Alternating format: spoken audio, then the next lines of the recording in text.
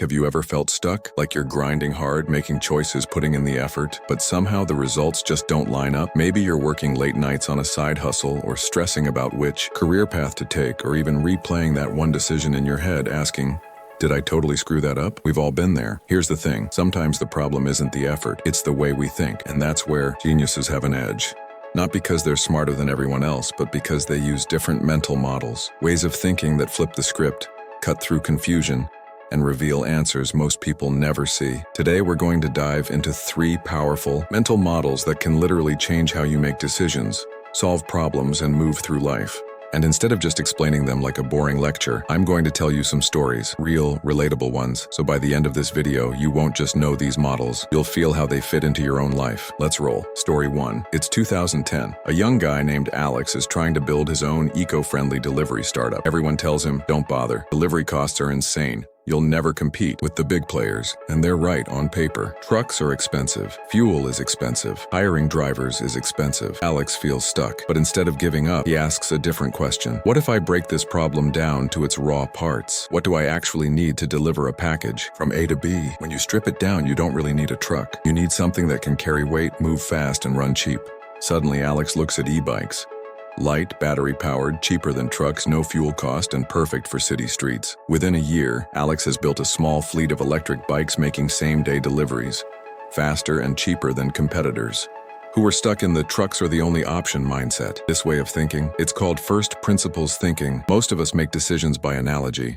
We look at how things are usually done and just copy the formula. Psychologists call this anchoring bias. We anchor on what already exists and assume that's the only way. But first principles thinking smashes through that anchor. Instead of asking, how is this usually done, you ask, what's the fundamental truth here? What are the building blocks? It's like if you were trying to eat healthier. Instead of Googling the latest top 10 diet hacks and blindly copying someone else's plan, you ask, what are the actual basics of human nutrition? Proteins, carbs, fats, calories, hydration. Boom. You're no longer chasing trends. You're building from truth. Expert insight. First principles. Elon Musk made first principles famous. When he was told rockets cost hundreds of millions to build, he asked, wait, what's a rocket actually made of? He found out the raw materials, aluminum, titanium, carbon fiber, were only about 2% of the finished price. By redesigning from the ground up, SpaceX cut launch costs by orders of magnitude. Psychologist Daniel Kahneman, in his book Thinking, Fast and Slow, explains why most of us don't do this. Our brains love shortcuts. System 1 thinking is fast, intuitive, but lazy. System 2 thinking, slow, logical, breaking things down, is harder, but it's where genius lives. Practical tips. First principles. How can you use this? Try this 3-step hack. Define the problem. Write it in 1 sentence. Break it down. What are the undeniable facts here? Rebuild from scratch. Forget how it's usually done. Start fresh. Next time you're stressed at work or stuck in a project, don't ask, what do other people normally do? Now let's move to our second story. Meet Sarah. She's 27, working a decent corporate job. She's offered a promotion with more money, but it means moving to another city. On the surface, the choice feels simple. More money. Good, right? But Sarah pauses. She starts asking, okay, that's the first consequence.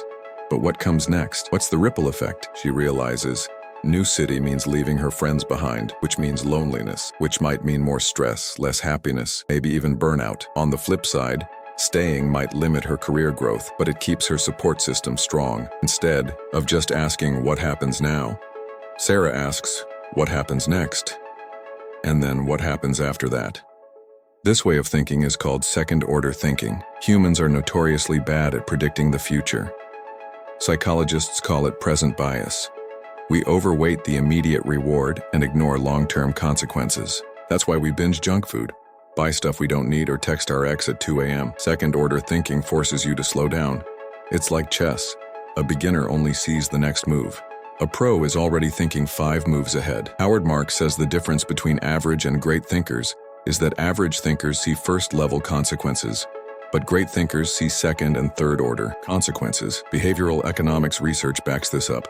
Studies on hyperbolic discounting show we consistently undervalue the future. For example, given a choice between $50 now or $100 in a year, most people grab the $50. That's how powerful the short-term pull is. But training your brain to ask, and then what? Rewires that instinct. Practical tips. Second order. Here's how you can practice this. Pause before big decisions. Literally stop and ask, okay, what happens next? And after that, play the movie forward. Imagine your choice as a Netflix show. What's season 2 look like? Season 3? Use the regret test. Ask yourself, in 5 years, will I regret not thinking this through? Suddenly, you're not just reacting, you're designing. Story 3, Inversion Final Story. There's this guy, Jamal. He's prepping for his dream job interview. He's so nervous he can barely sleep. He keeps obsessing over, what should I say to impress them? What do I need to do right? Then a mentor tells him, instead of asking what to do, ask what not to do. What would totally blow this interview? Jamal laughs, but he writes it down. Don't show up late. Don't badmouth my old job. Don't ramble. Don't forget to ask questions. And suddenly the pressure lifts, because instead of chasing the perfect strategy, Jamal is just avoiding obvious failure points. That frees his brain to be calm, confident, and authentic. This model, it's called inversion. Psychology. Explanation. Inversion. Our brains are wired with a negativity bias. We notice threats and mistakes more than wins. Inversion takes advantage of that. Instead of asking, how do I succeed? You ask, how could I fail? And then avoid those traps. It's a mindset shift. Instead of stressing about perfection, you focus on removing barriers. Expert insight. Inversion. Charlie Munger, Warren Buffett's business partner, swears by inversion. His mantra, all I want to know is where I'm going to die, so I'll never go there. In psychology, this aligns with avoidance learning, figuring out the dangers and steering clear. Studies show people often improve faster by eliminating mistakes than by trying to maximize wins. Practical tips.